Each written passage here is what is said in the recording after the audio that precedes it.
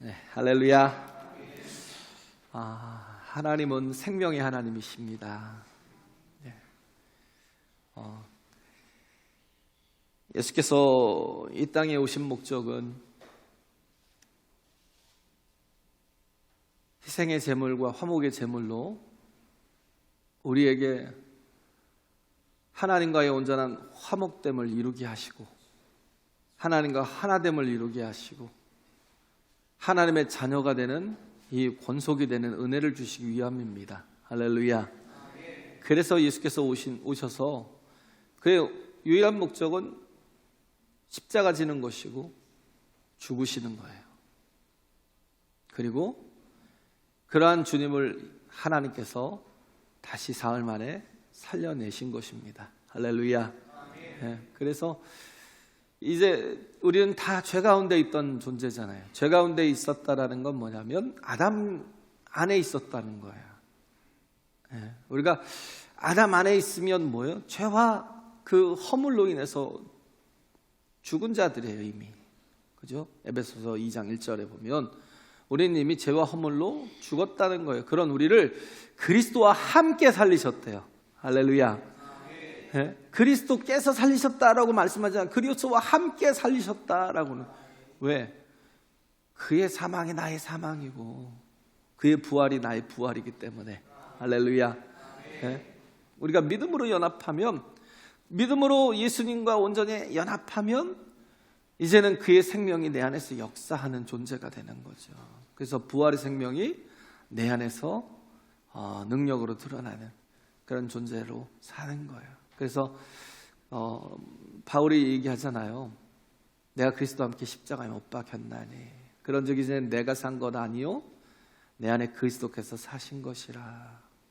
그죠? 이제는 내가 육체로 사는 것은 뭐예요? 그리스도께서 당신의 일을 하시기 위해서 나를 사용하시는 거라는 거예요. 할렐루야.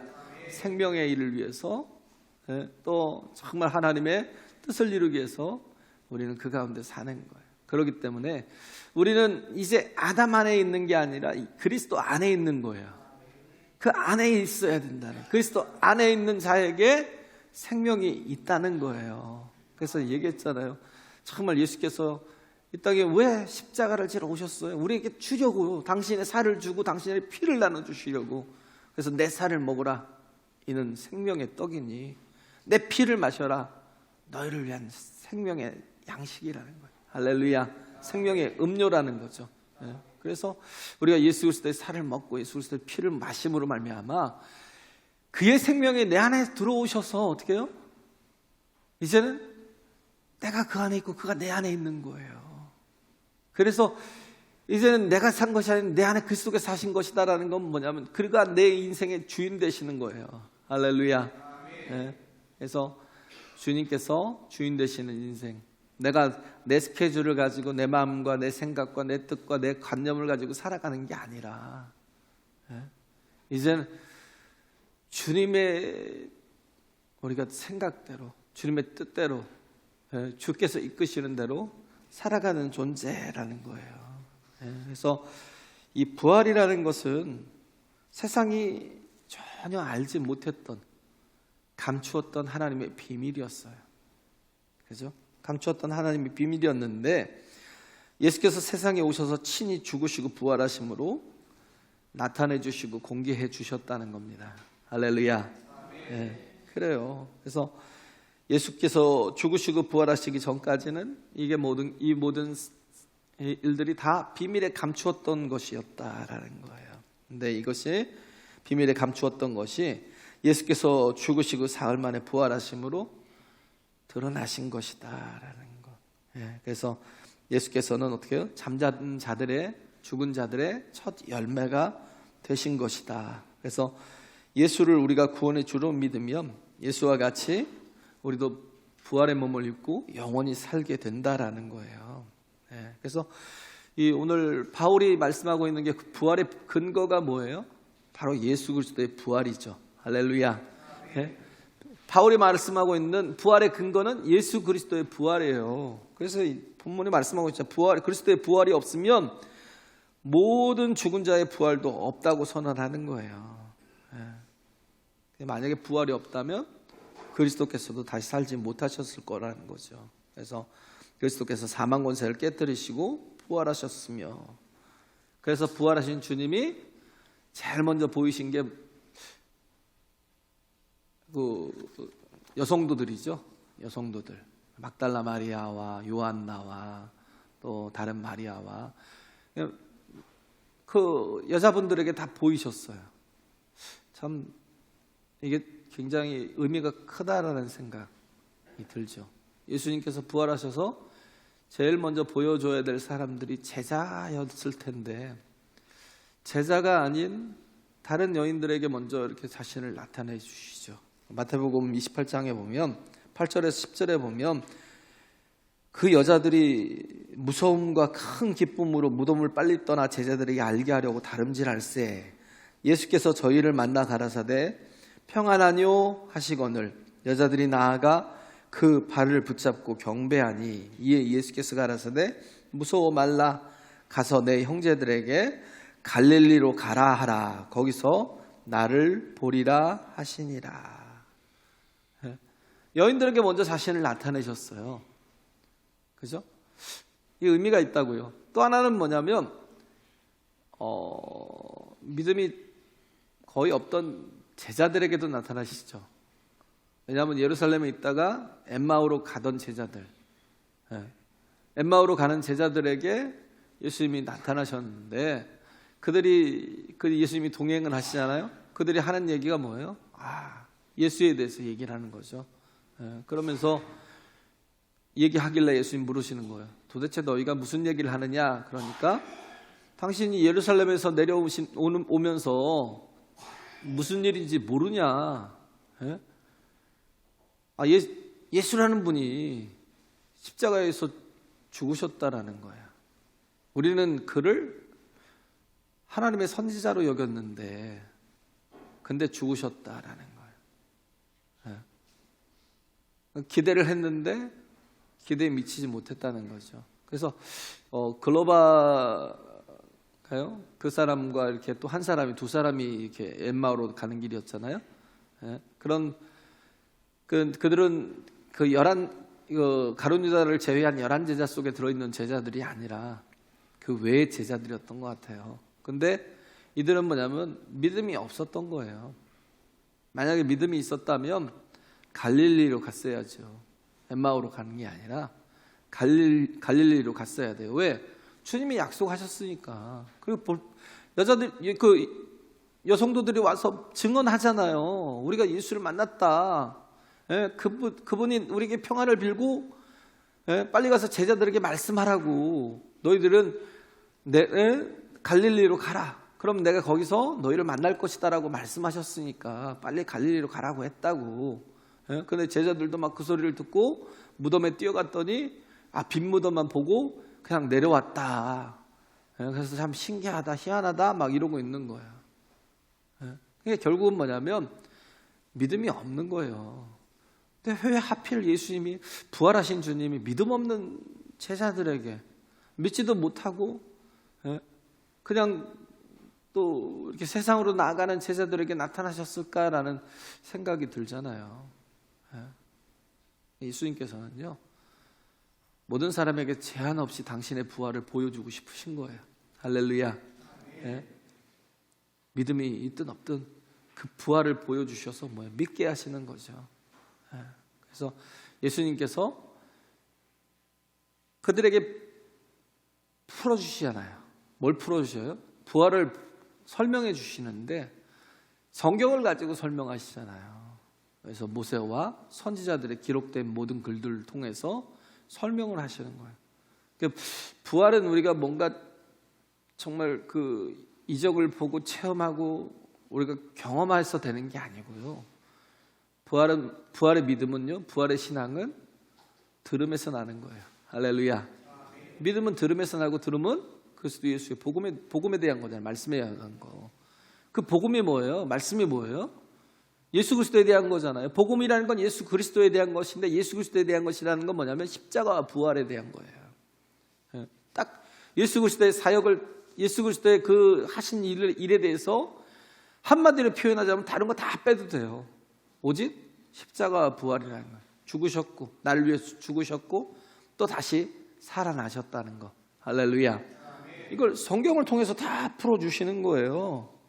그래서 이 부활의 증인들, 이건 뭐냐면 성경을 통해서 우리가 부활의 신앙을 가질 수 있다라는 거예요.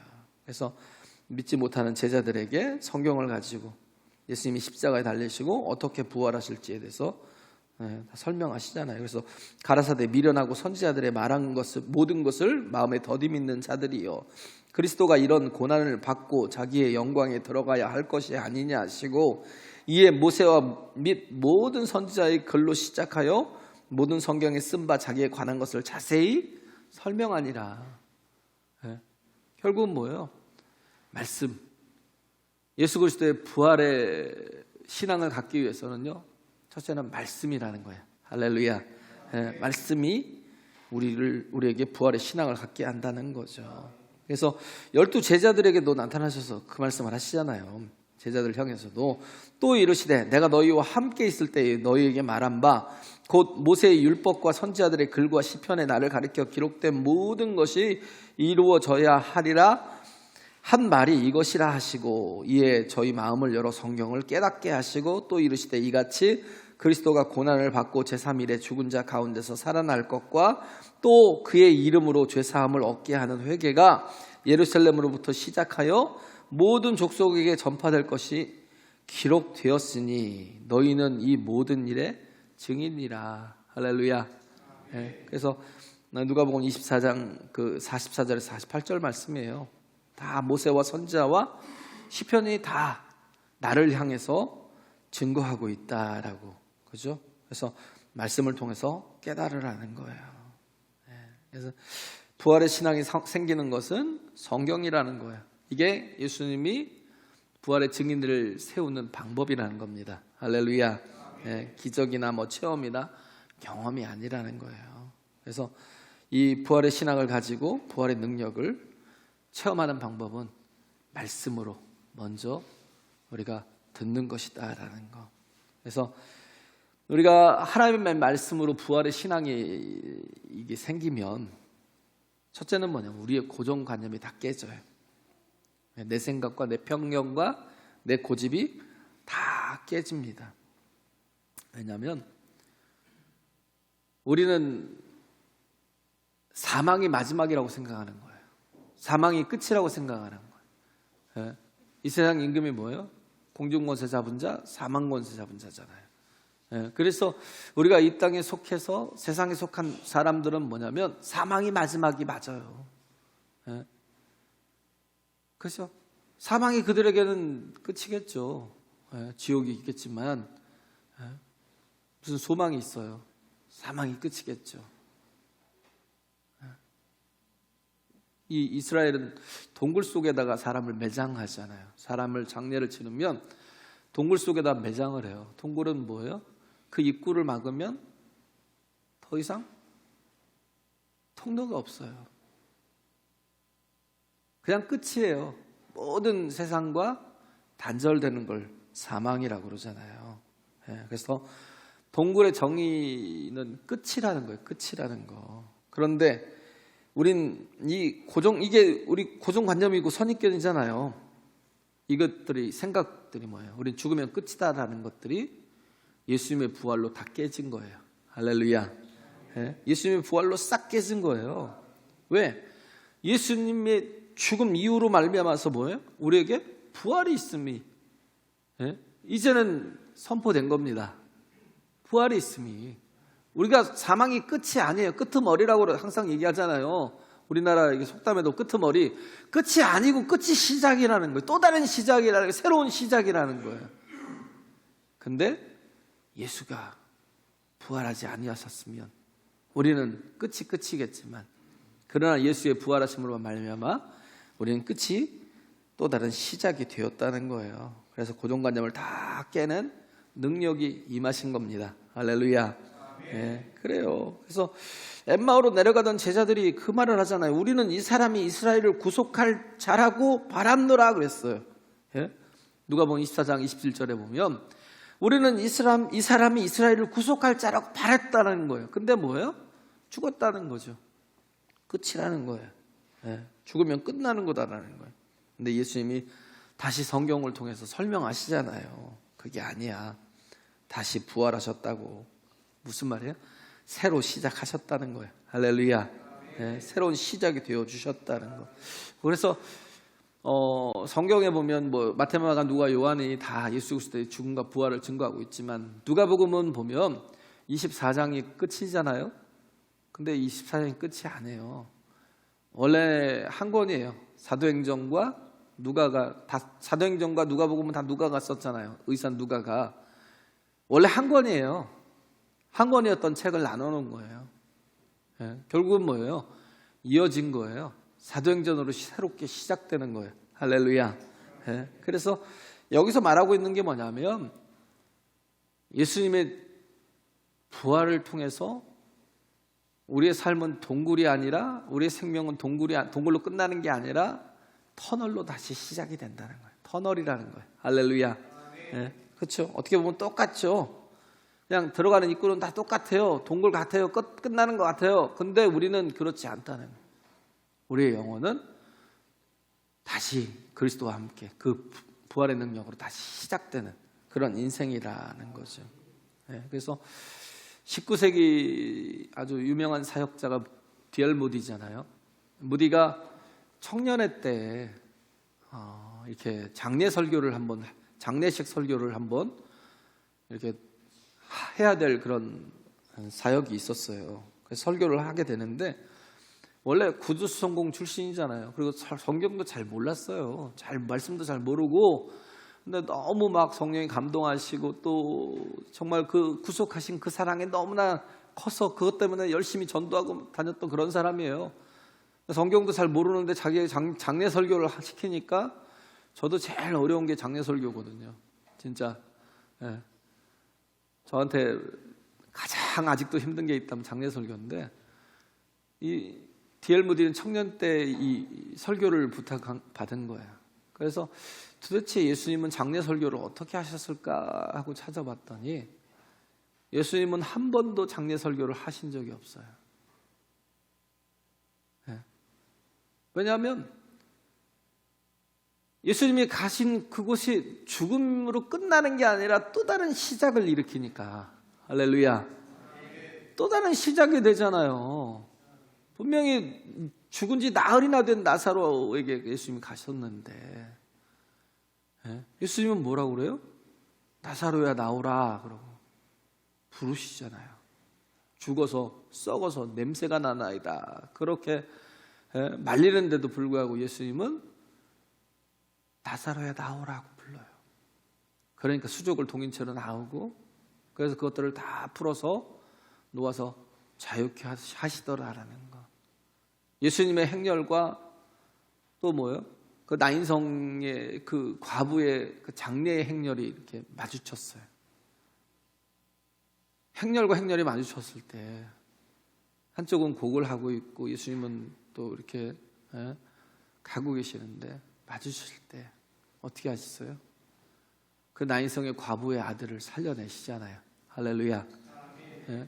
죽은 자를 살려내시잖아요. 예수님이 함께 하시면 뭐가 있어요? 사는 일이 있어요. 죽음이 끝이 아니에요. 사는 일이 있어요. 야이로의 딸이 죽었어요.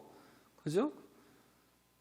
그래서 선생을 더 괴롭게 하지 마소서. 당신의 딸이 죽었나이다 하고 야이로의 집에서 사람이 와서 말을 했어요. 근데도 불구하고 예수님이 쳐다보고는 두려워하지 말고 믿기만 하라는 거예요. 그리고는 가시잖아요. 죽었다는 말씀을 듣는데도 가시는 거예요. 가셔서 어떻게 해요? 달리다쿰 그러면서 소녀야 일어나라라고 살려냈잖아요. 왜? 잔다고. 자는 거야. 그러면 사람들이 비웃었어요. 예수님이 일어나 그러고 잡아 일으키시니까 죽은 자가 살아나는 거예요. 할렐루야. 네. 그래요. 결국은 뭐냐면 예수님이 죽은 곳에 가면 죽음이 끝이 아니고 동굴이 아니고 터널이 되어 버리더라는 거죠. 네. 그래서 예수님께는 장례 설교가 없어요. 왜?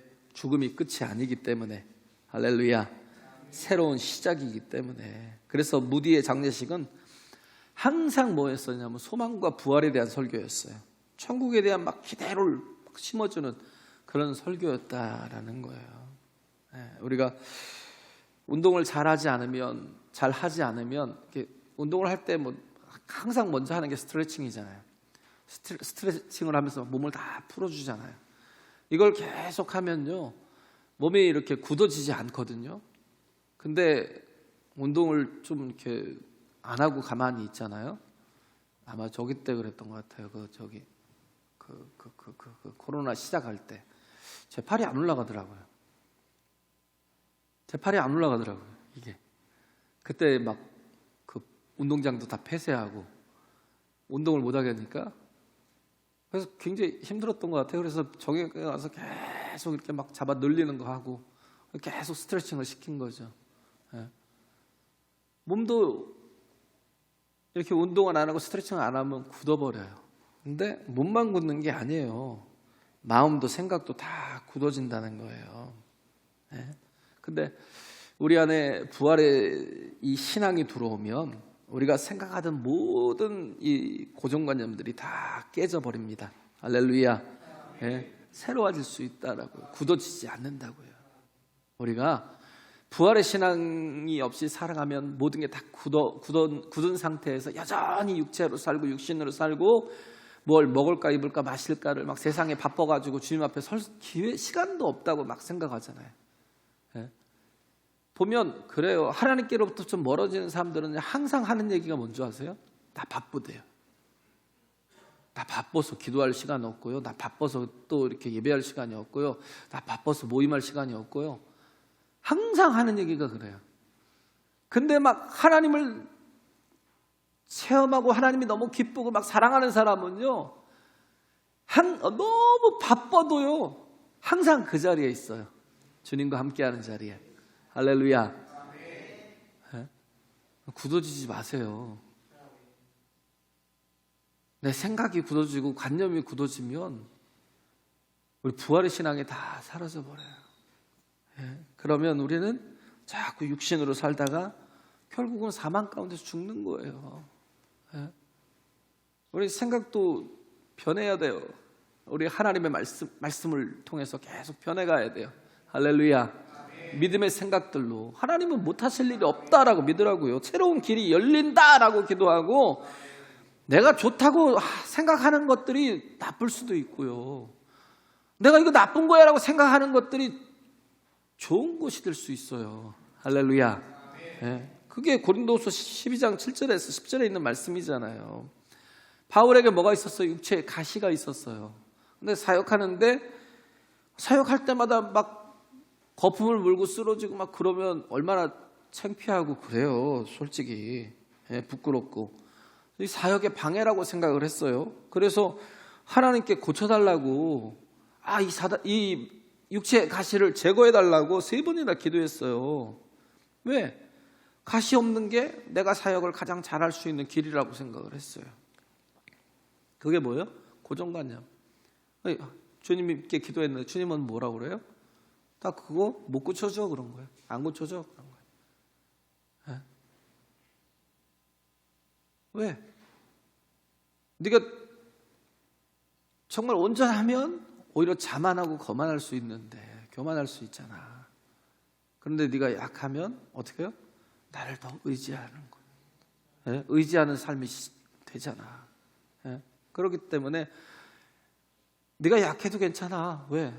내가 다 일을 하잖아. 네가 약한 데서 온전하게 모든 일들을 다 그렇다고 일하지 못하는 게 아니야. 온전하게 내가 하니까 다 온전하게 다 그 모든 일들을 이루게 해줄게 그런 거예요. 할렐루야. 그렇죠. 내가 다 감당할 수 있어 그런 거예요. 그래서 내가 약할 때 더 강해질 수 있구나라는 그 생각을 깨달은 거예요. 그래서 기뻐한 거예요. 바울이 이런 것도 있구나.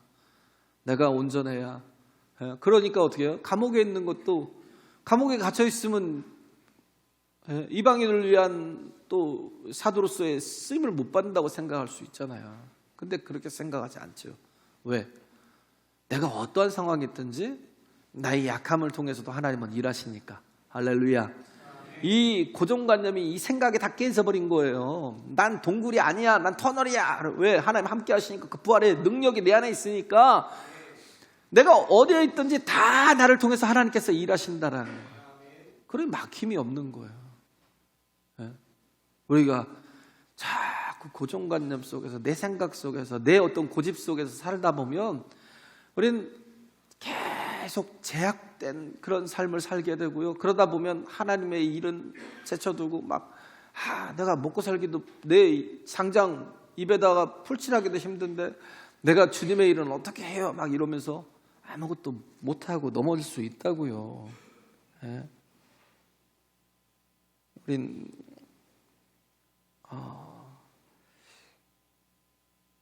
부활의 능력을 의지해야 돼요. 할렐루야. 예? 부활의 능력을 말씀을 통해서 우리가 오늘 배우잖아요. 예? 그렇죠? 우리가 보면 16절에 보면 그러잖아요. 만일 죽은 자가 다시 사는 것이 없으면 그리스도도 다시 사신 것이 없을 터이요.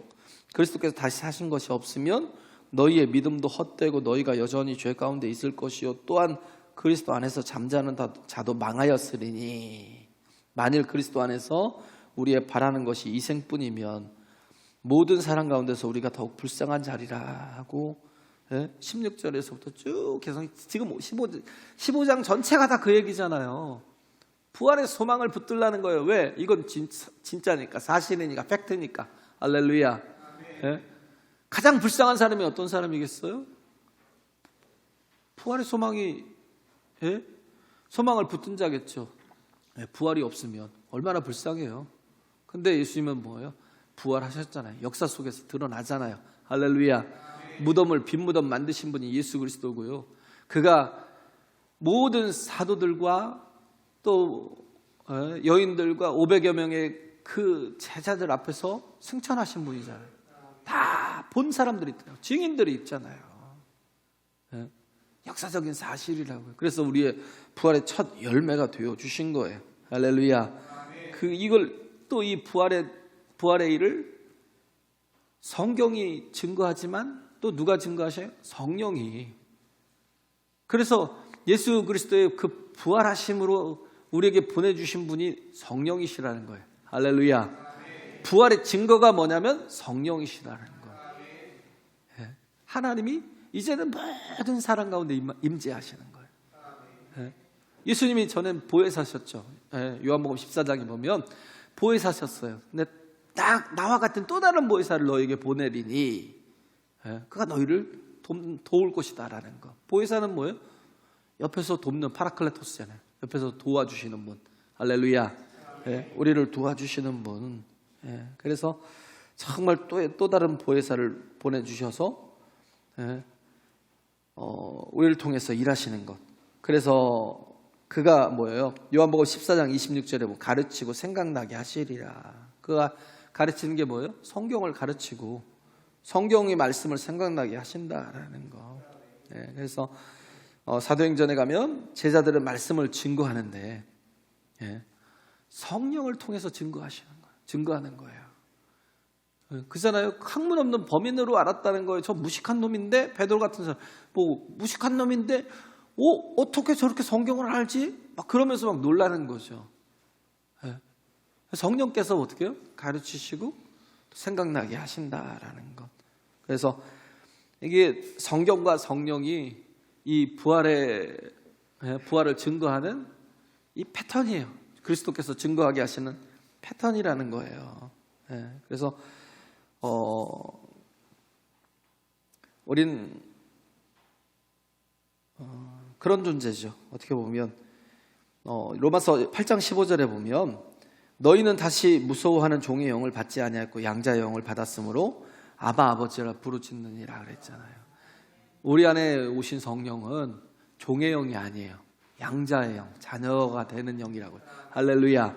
우리로 유업을 받는 자가 되게 하셨다고. 성령께서 우리 안에 오셔서 유업을 받는 자. 그렇기 때문에 어떻게 보면 그런 거예요. 종의 영을 가진 자들이 더 말을 잘 듣죠. 율법 아래 있는 사람들이 오히려 율법을 더 잘 지키고 그 사람들이 더 우리보다 훌륭해 보여요. 바리새인들이나 이 사두개인들이나 이런 사람들이 보면 우리보다 훨씬 더 나아 보여요. 그죠? 나는 저 사람만도 못하는데 내가 어떻게 구원을 받아? 그거 우리 행위로 구원받는 게 아니라고요. 우리는 뭐예요? 자녀됨으로. 할렐루야. 그렇잖아요. 성령을 통해서 자녀됨으로, 우리가 물과 성령으로 거듭나서 자녀됨으로 구원을 받는 거지, 내가 무슨 그들보다 행위가 낫고 좋고 그거 아니에요. 그잖아요. 차라리 직원들이 어떻게 보면, 내가 사장이에요. 그럼 직원들이 더 말을 잘 듣겠죠.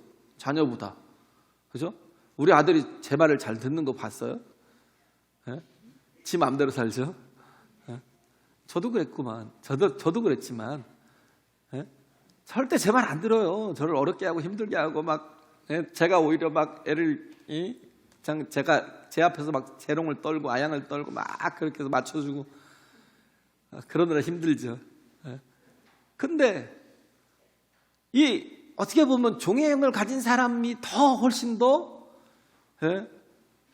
나아 보이고 좋아 보이고 훨씬 더 잘할 것 같은데, 근데 결정적인 위기의 순간에선 누가 희생하고 죽음을 무릅쓰겠냐면 자녀된 자가, 종의 영을 가진 자가 아니라 자녀된 자가. 그렇잖아요. 직장의 직원이 나한테 나를 위해서 죽을 수 있겠어요? 아니요. 자녀는 나를 위해서 죽을 수 있어요. 그죠? 이게 다른 거예요. 그래서 보면 간도 떼주고, 그죠? 이게 또 신장도 이렇게 떼주고. 누가 해요? 가족이니까. 아내나 남편도 하겠죠. 또 자식이 그렇다는 거예요. 근데 남은 절대 안 한다는 거예요. 왜? 남이니까. 우리는 하나님의 자녀로 서는 거예요. 성령, 우리가 부활에 참여했다는 건 뭐냐면, 이제는 우리가 하나님의 자녀된 자라는 거예요. 하나님의 나라를 유업으로 받는 자녀라는 거예요. 우리는 하나님을 아바 아버지라 부르짖는 양자의 영을 받은 자녀라는 거예요. 할렐루야. 성령을 통해서 그러기 때문에 정말 우리가 조금 이렇게 말도 안 듣고 철도 없고 괜찮다니까요. 왜 그거 갖고 염려해요? 뭐 윤리로 천국 가는 거 아니라니까요. 윤리 얘기 자꾸 하지 말라고요. 우리는 은혜로 사는 존재예요. 할렐루야. 은혜로 사는 존재예요. 그 은혜로 천국 가는 거지 윤리로 가는 게 아니라고요. 그래서 언제든 왜 우리의 신앙이 그렇게 나쁜 게 아니에요. 윤리로 사는 사람들보다도 더 못할 게 아니라고요. 언제든 정말 위기의 때는 생명도 던질 수 있는, 왜? 자녀니까. 그런 존재라는 거예요. 그래서 어떤 시간이 없으니까 좀 말을 잘 못하겠네요. 그래서 우리는 자녀같이 살아야 돼요. 할렐루야. 자녀같이 살아야 돼요. 그게 생명이라는 거예요. 그래서 부활의 생명은 영혼에 심겨지는 것입니다. 살아있는 생명이 육체의 죽음을 뛰어넘어서 영혼과 연결되는 거예요. 그래서 자녀의 영을 가진 사람은 율법 아래 거하지 않아요. 은혜 아래 거합니다. 할렐루야. 은혜는 내 힘으로 살지 않아요. 아버지의 힘으로 살고 경쟁이나 질투나 투쟁이나 이런 걸 안 해요. 왜냐하면 생명으로 살기 때문에. 할렐루야. 10절에도 보면 15장 10절에 보면, 그러나 나의 나된 것은 하나님의 은혜로 된 것이니 내게 주신 그의 은혜가 헛되지 아니하여 내가 모든 사도보다 더 많이 수고하였으나 내가 아니요 오직 나와 함께 하신 하나님의 은혜로라. 할렐루야. 58절에도 보면, 그러므로 내 사랑하는 형제들아 견고하며 흔들리지 말며 항상 주의 일에 더욱 힘쓰는 자들이 되라. 이는 너희 수고가 주 안에서 헛되지 않은 줄을 알미니라. 이거 왜? 은혜로 된 자들이니까. 그렇죠? 그래서 우리는 부활의 신앙, 이게 우리의 첫 열매, 예수께서 첫 열매가 되어 주셨기에 우리에게는 부활이 있고, 그냥 죽음이 끝이 아니기 때문에 얼마든지 예수 그리스도를 위해서 죽을 수 있어요. 나를 믿는 자는 죽어도 살겠고 살아서 믿는 자는 영원히 죽지 아니하리라고 주님 말씀하시잖아요. 할렐루야. 어떤 자가요? 믿는 자가. 믿는 자에게 부활의 생명을 입혀주시는 거예요. 그래서 이렇게 우리가 부활의 아침에 부활의 날에 우리가 하나님을 예배하는 거, 우리 매주가 부활 주일이잖아요. 부활을 우리가 정말 감사해서 예배하는 거거든요. 그렇기 때문에 우리는 이런 정말 부활의 소망을 가지고 하나님을 섬기고 자녀됨으로 하나님을 섬기고 그 부활의 또 소망 가지고 끝까지 믿음으로 가는 저와 여러분 되시길 간절히 바랍니다. 찬양하겠습니다. 우리